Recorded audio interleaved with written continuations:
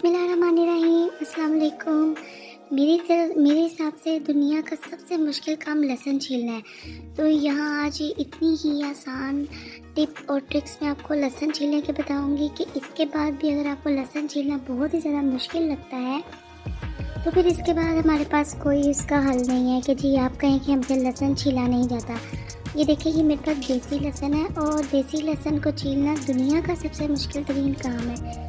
बहुत सारे लोग नाइफ़ के साथ काटते हैं, छीलते हैं, उनके हाथ भी कट जाते हैं, कट्स लग जाते हैं, क्योंकि देसी लहसुन का एक सीज़न होता है जिसमें ये आता है और बहुत ज़्यादा ये सस्ता भी बहुत चीप प्राइस में ये मिलता है।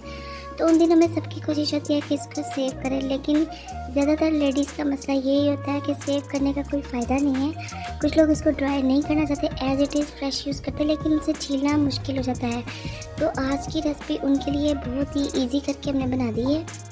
सारा लहसुन देखिए छील दिया हुआ है, बातों में पता भी नहीं चला, यानी कि इसके ऊपर से हमने उतार दी है। ज़ाहिरी बात है अब उसको हमने खोल कर कलियाँ तो बनानी थी ना। अब एक डोंगे में हमने वो सारी शिफ्ट कर दी है। शीशे का बाउल लिया था, यहाँ मैंने नीम गर्म पानी इस्तेमाल किया है। नीम गर्म पानी इतना होना चाहिए गर्म कि आप उसमें अपने हाथ डिप करें तो हल्का हल्का ये देखिए ऐसे हाथों को महसूस होना चाहिए कि नीम गर्म पानी है। बस इतने से नीम गर्म पानी में हमें लहसुन को डिबो कर रखना है, ज़्यादा नहीं, सिर्फ 10 से 15 मिनट। कुछ लोग ओवरनाइट पुराने तरीक़ों से किया करते थे काम, ओवरनाइट भिगो दिया या 7-8 घंटे। तो उसका सबसे ज़्यादा नुकसान ये है कि लहसुन का जो ओरिजिनल फ्लेवर है बिल्कुल ख़त्म हो जाता है, खुशबू हर चीज़ ख़त्म हो जाती है और सिर्फ लहसुन ही पीछे रह जाता है। तो ये आज का तरीका बहुत ही ज़बरदस्त है। लहसुन की फ्रेशनेस यकीन करें उसी तरह कायम रहेगी जिस तरह आप मार्केट से लाते हैं।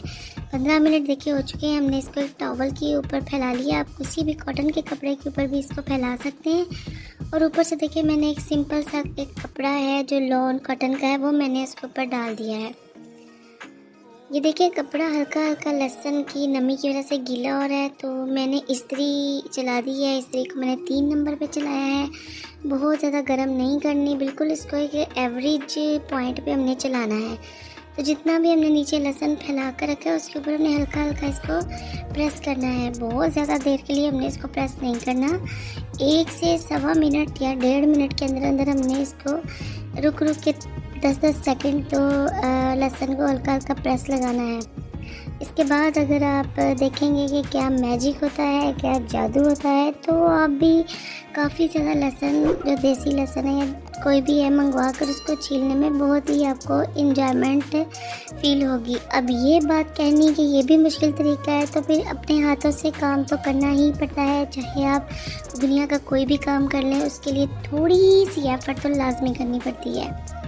यहाँ देखिए लहसुन माशाल्लाह से यकीन करें इस तरह से छिलकों से बाहर आ रहा है कि वो स्लिप हो रहा है अपने आप। एक एक सेकंड में 4-4, 5-5 आप कलियाँ छील सकते हैं, इतनी स्पीड में ये छीला जा रहा है।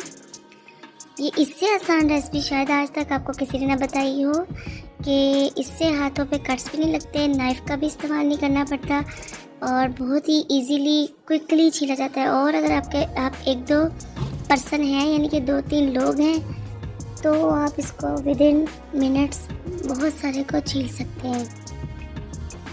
तो ये देखें जी बहुत ही इजीली, ये देखें कैसे छिलके के अंदर से ये जल्दी जल्दी स्लिप हो रहा है। टोटल प्रोसीजर इसका 10 से 12 मिनट या 15 मिनट का था। उसके दौरान हमने देखें 1 से 1.5 पाव आसान तरीका। तो ये थी हमारी आज की क्विक एंड फास्ट रेसिपी।